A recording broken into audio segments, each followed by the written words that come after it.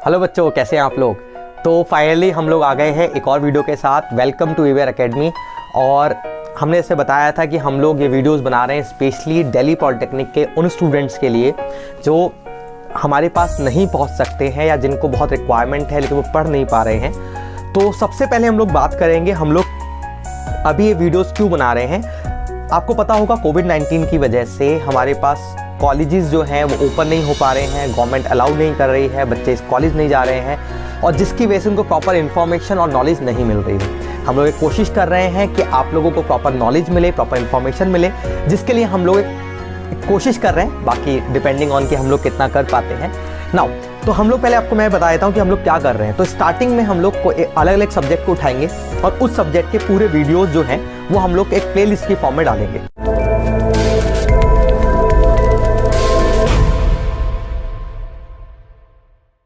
पहले स्टार्ट कर रहे हैं अप्लाइड मैकेनिक्स की प्लेलिस्ट सीरीज से। यहाँ पर हम अप्लाइड मैकेनिक्स को पढ़ाएंगे जो बच्चों आपके एग्जाम में अभी आने वाले हैं और कुछ अगले सेमेस्टर में बच्चों के आने वाले हैं। ठीक है, तो स्टार्ट करते हैं हम लोग अप्लाइड मैकेनिक्स की टॉपिक लिस्ट के साथ। चलिए बच्चों, तो दिल्ली पॉलिटेक्निक के लिए हमारा जो सबसे पहला सब्जेक्ट है वो है अप्लाइड मैकेनिक्स। चलिए अप्लाइड में हम टॉपिक लिस्ट पढ़ लेते हैं। आपकी जो बुक चलेगी जनरली कॉलेज वाइज बुक जो है वो वैरी करती है, बट जनरल जो किताब चलती है बच्चों वो ए के उपाध्याय चलती है। तो ए के उपाध्याय सर की जो बुक है उसके जो टॉपिक चैप्टर्स हैं मैंने सारे यहाँ लिखे हुए हैं, एक एक करके पढ़ता हूँ मैं। पहला टॉपिक है बच्चों introduction, then laws of force, then movement, then friction, centre of gravity, moment of inertia, laws of motion, rotational motion, connecting bodies and simple machine. Now अब सबसे पहले इंपॉर्टेंट बात क्या है बच्चों, इसमें ये दो चैप्टर आपके सिलेबस में नहीं है। अगर आप अप्लाइड मैकेनिक्स चाहे फर्स्ट सेमेस्टर में पढ़ रहे हैं चाहे सेकंड सेमेस्टर में पढ़ रहे हैं, दो चैप्टर्स आपको नहीं पढ़ने, आपको सिर्फ 8 चैप्टर पढ़ने हैं। ठीक है, चलिए 8 चैप्टर में बच्चों सबसे वैसे इंपॉर्टेंट तो सारे ही हैं, बट अगर एग्जाम पॉइंट ऑफ व्यू से अगर हम बात करें तो हमारा centre of gravity, moment of inertia, ये 2 चैप्टर बहुत इंपॉर्टेंट है, बहुत ज़्यादा इंपॉर्टेंट है बल्कि। और एक आपका लॉज ऑफ फोर्स बहुत ज़्यादा इंपॉर्टेंट है। और अगर आप बात करें आगे के फ्यूचर के अपने सेमेस्टर्स के बारे में तो मूवमेंट भी हमारे लिए एक इंपॉर्टेंट रोल प्ले करता है। ऐसा नहीं है कि बाकी चैप्टर इंपॉर्टेंट नहीं है, सिंपल मशीन भी इंपॉर्टेंट है, लॉज ऑफ मोशन भी इंपॉर्टेंट है, और बल्कि मेरा तो मानना यह है कि ये चैप्टर्स भी आपको देने चाहिए थे, बट कोई नहीं, फिलहाल जितना आपको मिला है उतना हम पढ़ते हैं। तो हम लोग स्टार्ट करेंगे बच्चों इंट्रोडक्शन के साथ। ठीक है, मैं कुछ बातें और आपको क्लियर कर देता हूं। दिल्ली पॉलिटेक्निक के अंदर बच्चों जो एग्जाम होता है उसमें 2 एग्जाम होते हैं, एक इंटरनल और एक आपका एक्सटर्नल। इंटरनल एग्जाम जो होगा वो कॉलेज के अंदर होगा, वहां 50 मार्क्स का होगा, और जो एक्सटर्नल एग्जाम होगा वो 100 मार्क्स का होगा। 150 में से आपको मार्क्स मिलेंगे। ठीक है, तो हम लोग जो है स्टडी कर रहे हैं वो 100 मार्क्स वाली कर रहे हैं, बट जो आपके सेशनल एग्जाम होते हैं 20 मार्क्स के, वो भी इन्हीं टॉपिक से आएंगे। ठीक है, तो चलिए स्टार्ट करते हैं हम लोग इंट्रोडक्शन के साथ। चैप्टर 1 बच्चों शुरू करते हैं अप्लाइड मैकेनिक्स का किस इंट्रोडक्शन। अच्छा, इंट्रोडक्शन में बच्चों हमें क्या पढ़ना है, पहले तो हमें यही समझना है मैकेनिक्स क्या होता है। ठीक है, कई बच्चों ने मैकेनिक्स सुना है, अब वहाँ पर अप्लाइड मैकेनिक्स शब्द क्यों आ जाता है। बच्चों होता क्या है, इंजीनियरिंग के अंदर हम वो पढ़ते हैं जो एक्चुअल प्रैक्टिकल लाइफ में हो रहा है, उसी की एप्लीकेशंस को पढ़ते हैं, that is by applied mechanics. चलिए अप्लाइड मैकेनिक्स पढ़ाने से पहले कुछ बच्चों के बहुत सारे मुझे डाउट्स मिले थे, मैं वो डाउट और क्लियर कर देता हूँ। जैसे कई बच्चों का डाउट था कि 2021 में जो फर्स्ट सेमेस्टर के थर्ड सेमेस्टर के एग्जाम होंगे कि नहीं होंगे। अकॉर्डिंग टू बीटीई नोटिफिकेशन आपके एग्जाम कैंसिल हैं, एग्जाम नहीं होंगे, ध्यान रखने वाली बात, आप पे कोई एग्जाम नहीं होने। लेकिन फिर भी हमें क्यों पढ़ना है, बिकॉज बच्चों आगे जो सेमेस्टर्स आएंगे उन सेमेस्टर में आपको जरूरत पड़ेगी इन टॉपिक्स की, इसलिए हम ये टॉपिक्स पढ़ रहे हैं। ठीक है, तो क्योंकि अगर आपके एग्जाम नहीं हुए, पेपर नहीं हुए, लेकिन अगर आपको जरूरत पड़ी तो इशू आएगा। ठीक है, चलिए तो इंट्रोडक्शन के बाद चलिए बच्चों, तो पहले हम अप्लाइड मैकेनिक्स को समझते हैं। इंट्रोडक्शन का मतलब है पहले अप्लाइड मैकेनिक्स तो समझ आए।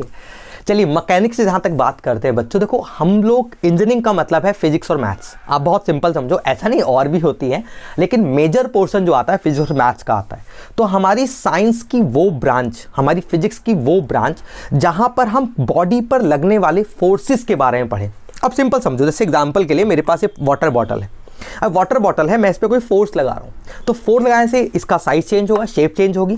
तो बच्चों इसको स्टडी करने को ही हम लोग क्या बोलते हैं, अप्लाइड मैकेनिक्स बोलते हैं। अब सुनने में आसान लग रहा है कि सर ऐसा होता है, बिल्कुल जी ऐसा ही होता है। अब बच्चों कभी कभी क्या होता है, जब हम लोग फोर्सेस के बारे में स्टडी करते हैं, तो अगर आप छोटी क्लास में पढ़ के आए, नहीं पढ़ के आए तो बताता हूँ, फोर्स, हमने फोर्स का एक फॉर्मूला पढ़ा है बच्चों, F बराबर होता है ma। ये बचपन में हमने फॉर्मूला पढ़ा है फोर्स का, F बराबर ma।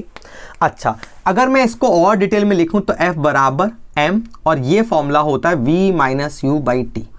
पता नहीं कितने लोगों ने ये सुना है, नहीं सुना, ठीक है, नहीं सुना तो कोई बात नहीं, सुना है तो बहुत अच्छी बात। देखो ये हम जो वीडियोस बना रहे हैं, हमें ध्यान में रख के बनानी पड़ रही है कि हमारे पास जो ऑडियंस है, जो बच्चे हैं, वो हर प्रकार का है बच्चों। वो 9th का भी है, वो 9th मतलब वो उसका 10th का बेसिक पता नहीं अच्छा है खराब है, ठीक है, तो उसको चीज़ें आती है कि नहीं आती, सब सोच के बनाना पड़ता है। तो अगर कोई बच्चा इसको पहले से आता है तो वो स्किप करके आगे बढ़ जाए, इसको नहीं आता वो आराम से समझे। तो बच्चों क्या होता है, अगर हम फोर्स के बारे में बात करें तो फोर्स बच्चों उन्हीं बॉडी पे लग सकती है जिनमें कुछ ना कुछ उन पे मास होना चाहिए और उनकी कुछ ना कुछ एक्सेलरेशन होनी चाहिए।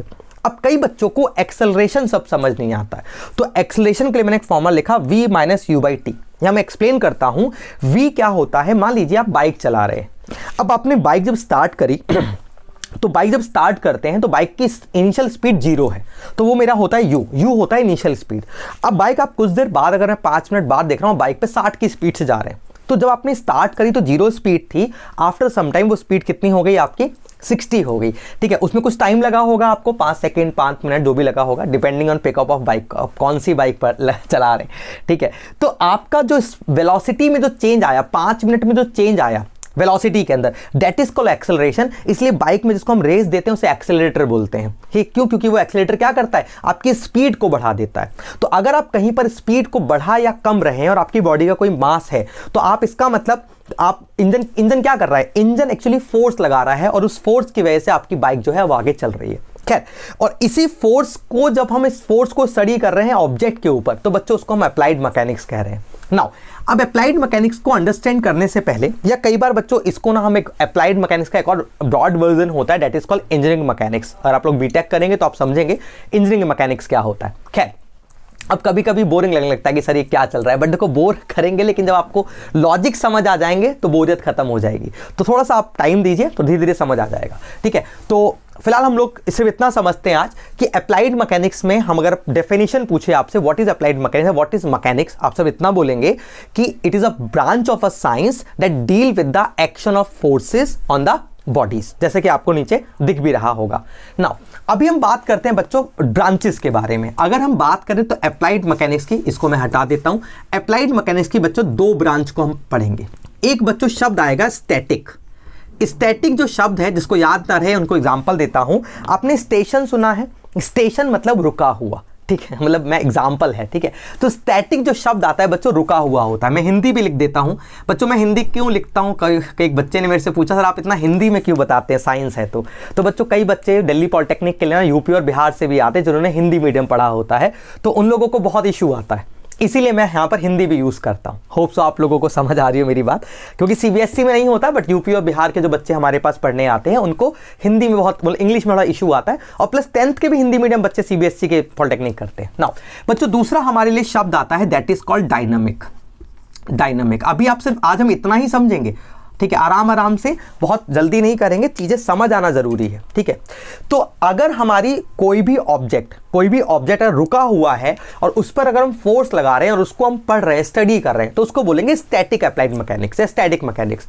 अगर कोई बॉडी मोशन में है और उस पर कोई फोर्स लग रही है तो उसको बोलते हैं बच्चों डायनामिक। डायनामिक के बच्चों यहाँ पर हमारे पास 2 पार्ट आते हैं, one is called kinematic and other one is called kinetic, ठीक है। चलिए, अगर कभी मेरे से कोई स्पेलिंग मिस्टेक हो जाए तो चिंता मत करना, हो जाता है, इंजीनियर हूं मैं भी चलिए, तो क्या होता है स्टैटिक जो होता है, स्टैटिक जब कोई बॉडी रुकी हुई हो और उस पर कोई फोर्स लग रही हो, स्टेबल हो, उस पर फोर्स लगे, बोर्ड है रुका हुआ है, मैं इस पर फोर्स लगा रहा हूं, इस फोर्स को मैं एनालाइज कर रहा हूं, that is called static mechanics. और जब कोई बॉडी चल रही है, मान ली मार्कर चल रहा है, उसमें मैं कोई फोर्स लगा के उसको स्टडी कर रहा हूं, एनालाइज कर रहा हूं, दैट इज कॉल्ड डायनामिक। अब इस डायनामिक के बच्चों 2 पार्ट आते हैं, काइनामेटिक और काइनेटिक। अब ये क्या होता है ये हम लोग अगली क्लास में समझेंगे, क्योंकि लेक्चर तो छोटे छोटे रहेंगे, आप प्लेलिस्ट के अंदर देखते रहिएगा, आपको समझ आएगा। तो यहां से आगे हम आगे कंटिन्यू करेंगे। अभी मैंने आपको क्या क्या बताया, हमारी टॉपिक लिस्ट क्या है और हमारा फर्स्ट चैप्टर क्या है, ठीक है। Thank you so much, bye bye, पढ़ते रहिए और पूछते रहिए।